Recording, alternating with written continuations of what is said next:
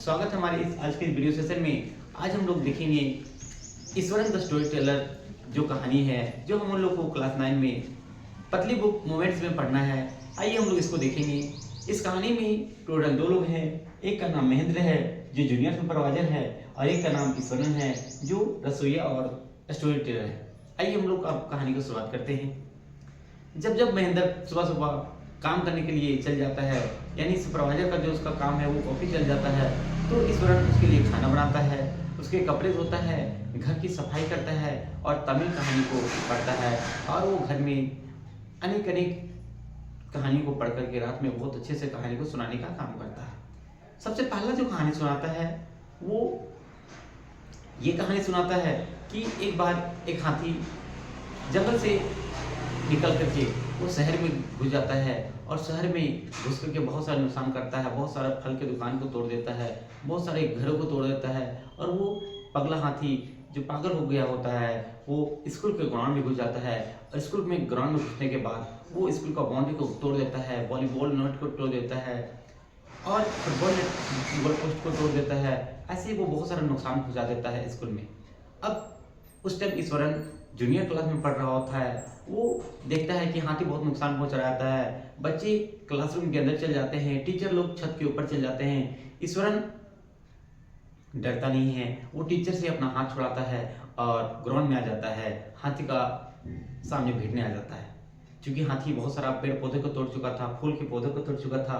अब ईश्वरन जाता है और हाथी के पास जैसे जाता है तो हाथी जोर से पूरा चिल्लाते हुए आता है। हाथी एक पौधा को ऐसे धुनते आ रहा होता है। अब ईश्वरन डरता नहीं है। जैसे दोनों एक दूसरे सामने भिड़ते हैं, ईश्वरन उसका पैर का तीसरा नाखून को दबाता है और हाथी वहीं पे दर्द के मारे उसका माथा सुन्न हो जाता है, वो गिर जाता है। जब महेंद्र उसको पूछता है कि तुम एक हाथी को कैसे गिरा दिए उसका नाखून दबा करके, बोला हाँ, ये जापानीज आर्ट जिसका नाम जिट्सु या कराटे है, उसी से हम इसको सीखे हैं कि हाथी का पैर का तीसरा नाखून दबाने से हाथी गिर जाता है, क्योंकि उसका पूरा दर्द भर जाता है शरीर में। और 2 दिन के बाद फिर उस डॉक्टर आता है, इसको इलाज करके हाथी वहां से चला जाता है लेकर के। अब ईश्वरन जब भी कहानी सुनाता था ऐसे ही बढ़ा चढ़ा के हर कहानी को सुनाता था। अब क्या होता है ना कि अब वो भूत का कहानी सुनाता है, क्योंकि महेंद्र को भूत से बहुत डर लगता था, लेकिन भूत में भरोसा नहीं करता था, लेकिन भूत से बहुत डरता था। अब एक बार ईश्वरन बोलता है कि पता है, हम लोग यहाँ पे जब रह रहे हैं ना, ये कोई मामूली सी जगह नहीं है, यहाँ पहले कब्रिस्तान हुआ करती थी। बोला तुमको कैसे पता है? बोला हाँ, जब हम पहली बार आए थे तो हमको बहुत सारा माथा का खोपड़ी, बहुत सारा कंकाल, बहुत सारे हड्डियों को देखने को मिला था, इससे पता चला यहाँ पे पहले कब्रिस्तान था। बोला नहीं ऐसा कुछ भूत वूत नहीं होता है, बस तुम्हारे इमेजिनेशन का बात है, तुम फालतू बात मत करो, हमको सोने दो।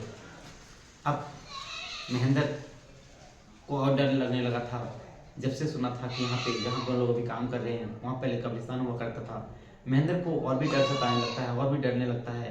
लेकिन अब एक बार अचानक से महेंद्र सोया रहता है, अचानक से आवाज़ आता है इसी प्रकार जैसे अभी बकरी चिल्ला रही है, उसी प्रकार उस टाइम आवाज़ आता है अचानक से कि एक बिल्ली रो रही है रात में। अब महेंद्र जाग उठता है और देखता है कि आखिर आवाज़ क्या आ रही है। तो जैसे बाहर खिड़की के बाहर देखता है तो देखता है कि एक औरत जो बाल आगे की तरफ किए हुई है और हाथ में एक छोटा सा मोटी लेकर के वो आगे आ रही है। तो और भी डर लगता है। अब सोचती है कि करे तो करे क्या।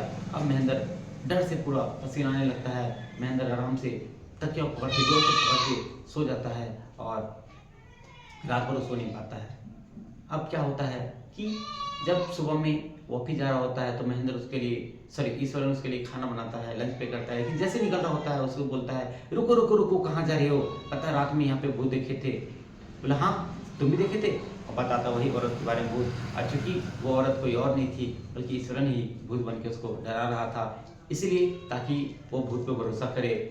ठीक है, अब ईश्वरन को महेंद्र को भरोसा हो जाता है कि यहाँ पे सच में भूत है, और महेंद्र वहीं से अपना ऑफिस से रिजाइन दे देता है और उस जगह छोड़ के चला जाता है। और ये कहानी यहीं पे खत्म हो जाती है।